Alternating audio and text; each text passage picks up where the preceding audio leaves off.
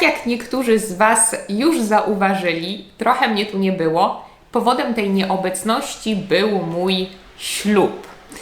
I z tej okazji chciałabym Wam dzisiaj trochę opowiedzieć, co prawda nie o moim ślubie, ale ogólnie o polskim ślubie, o polskich tradycjach ślubnych i weselnych, a jest ich całkiem sporo. Szczerze mówiąc, sama nie zdawałam sobie sprawy, jak dużo mamy tradycji polskich na ślubie i na weselu, ale przez to, że mój mąż nie jest Polakiem, zaczęłam zdawać sobie sprawę z tego, jak wiele rzeczy, które dzieją się na polskim ślubie, na polskim weselu, dla mnie były oczywiste i dla wszystkich Polaków są oczywiste, a jak wiele musiałam tłumaczyć mojemu mężowi, co się dzieje i na czym to polega. Ja jestem Ania, jestem nauczycielką języka polskiego jako obcego, a to jest Płynnie po polsku, kanał dla uczących się języka polskiego jako obcego. I nie tylko. Przed tym jak zaczniemy natomiast, warto chyba powiedzieć, co to jest w ogóle wesele.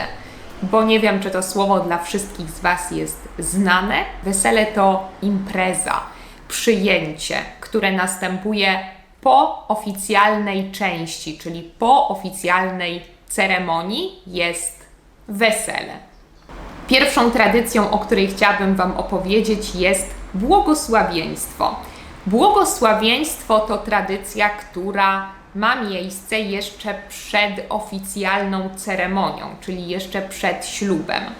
Do domu panny młodej, czyli kobiety, która wychodzi za mąż, przyjeżdża pan młody ze swoją rodziną, rodzicami, czasem trochę dalszą rodziną, na przykład dziadkami, rodzeństwem, ze świadkiem i tam następuje błogosławieństwo rodziców. Spotykają się więc obie rodziny ze sobą w tym domu panny młodej i rodzice błogosławią swoje dzieci, czyli parę młodą, na ich kolejny etap w życiu. Jest to trochę jakby pożegnanie ich z rodzinnego domu. Każdy z rodziców mówi krótką formułę, kilka zdań i w ten sposób właściwie rozpoczyna się cała ceremonia. Kolejną ważną tradycją jest powitanie chlebem i solą i rzucanie kieliszków. Coś bardzo, bardzo polskiego i bardzo pięknego.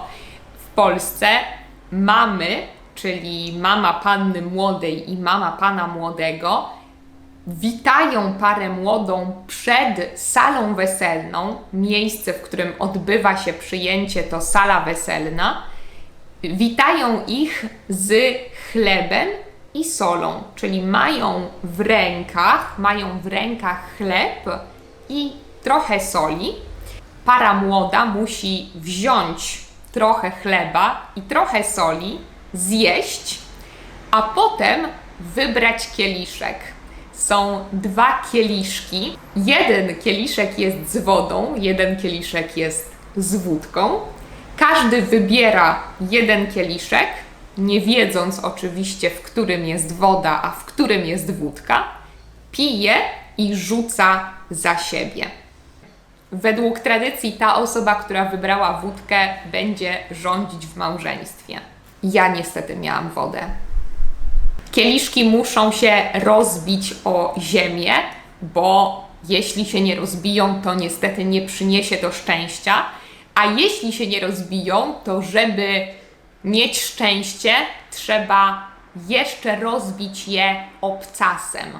Co ciekawe, jest to jedna z najstarszych polskich tradycji weselnych, wciąż kultywowana. Ja jeszcze do tej pory nie spotkałam się z polskim weselem, na którym by tego nie było. Jest to bardzo ważna tradycja. Po tym powitaniu następuje kolejna tradycja, czyli przeniesienie panny młodej przez pana młodego przez próg sali weselnej. Próg to ta część, gdzie zaczynają się drzwi. Nie jest to jednak polska tradycja, wywodzi się ona ze starożytnego Rzymu. Jeśli panna młoda potknęła się przechodząc przez drzwi, było to traktowane jako bardzo zły znak. Dlatego pan młody przenosił pannę młodą, żeby uniknąć ewentualnego potknięcia.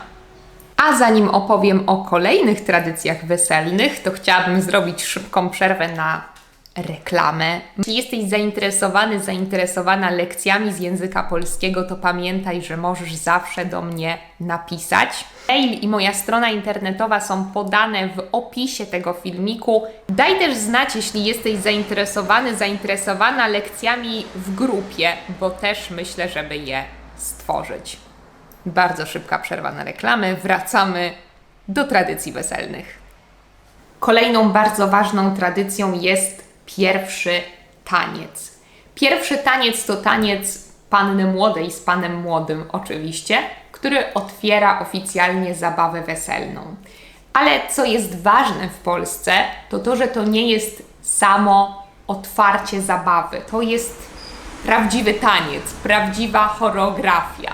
Według tradycji zresztą chodziło też o to, żeby sprawdzić, czy para młoda jest do siebie dobrze dopasowana. To znaczy, czy panna młoda faktycznie pasuje do pana młodego. Jeśli taniec nie wyglądał dobrze, to znaczy jeśli nie potrafili ze sobą tańczyć, to według tradycji znaczyło to, że są źle do siebie dopasowani, czyli nie pasują do siebie. Kiedyś najczęściej tańczyło się poloneza, dzisiaj coraz częściej wracamy do poloneza też, ale bardzo często pary młode tańczą coś zupełnie innego. Często jest to ich ulubiona piosenka, często jest to jakiś taniec towarzyski, na przykład walc. My tańczyliśmy walca. To, o czym warto wspomnieć podczas wesela, podczas zabawy, poza faktem, że jest bardzo, bardzo dużo jedzenia na polskim weselu, ale to pewnie każdy z Was już kiedyś słyszał. Na polskim weselu jest zwykle około 5, czasem nawet 6 posiłków ciepłych.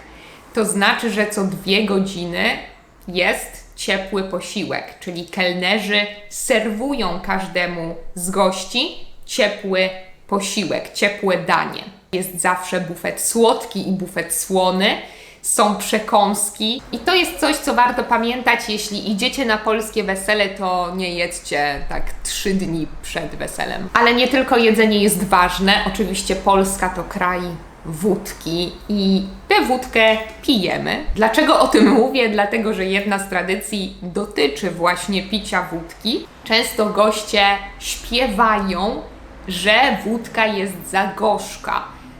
Zwykle śpiewać się to po prostu przez jedno słowo gorzko. Gorzki to antonim słowa słodki i jeśli goście śpiewają gorzko, co oznacza, że wódka jest za gorzka i trzeba osłodzić tę wódkę, trzeba sprawić, żeby wódka była słodsza, to znaczy, że para młoda musi się pocałować. A skoro już mowa o tym, co gorzkie i co słodkie, to warto przejść do tortu. Dawniej były to kołacze. Kołacze to taki typ ciasta, słodkiego chleba, który dzisiaj możecie też spotkać w Polsce na różnych stoiskach, straganach. Dzisiaj są to torty na wzór zachodnich ciast, czyli piętrowe, duże, wysokie ciasta. Tort para młoda kroi wspólnie. Pierwszy kawałek kroi zawsze wspólnie, zaczynając od góry i następnie karmi się nawzajem tym pierwszym kawałkiem. Dawniej jednak ten kołacz, zgodnie z tradycją, para młoda sama miała piec, a następnie rozdawać gościom. O północy zawsze są natomiast oczepiny. Dawniej też wyglądało to troszkę inaczej. Dawniej w trakcie oczepin wyprowadzano pannę młodą z sali weselnej, ściągano jej weselny wianek wianek, czyli kwiaty, które panna młoda miała na głowie. Ścinano jej włosy, miała zwykle zaplecione w warkocz włosy, ścinano jej te włosy, obcinano jej te włosy i nasuwano jej na głowę czepiec. Stąd też wzięła się nazwa oczepiny od słowa czepiec. Dzisiaj oczywiście już tak nie robimy, nikt nie obciął mi na szczęście moich włosów. Dzisiaj po prostu rzucamy za siebie po prostu welonem albo bukietem.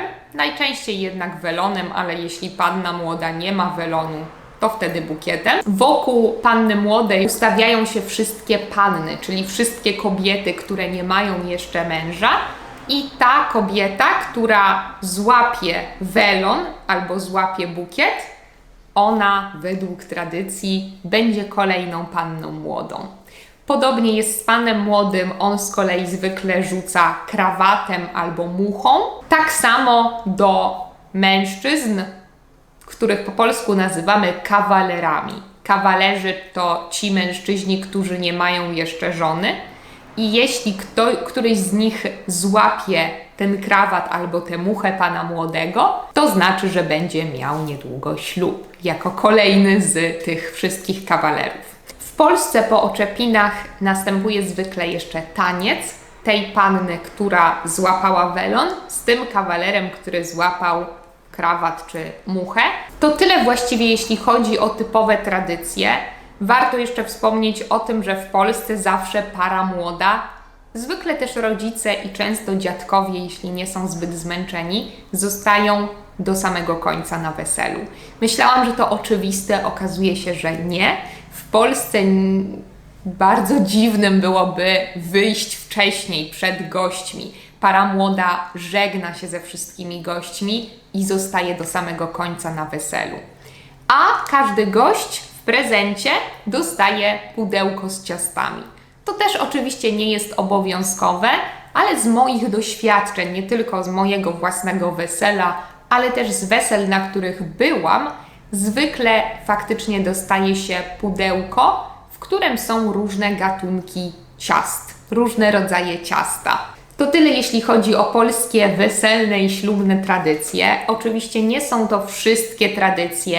W zależności też od regionu w Polsce te tradycje mogą się różnić, ale są to te najważniejsze, które ja też zawsze spotykałam na innych polskich weselach.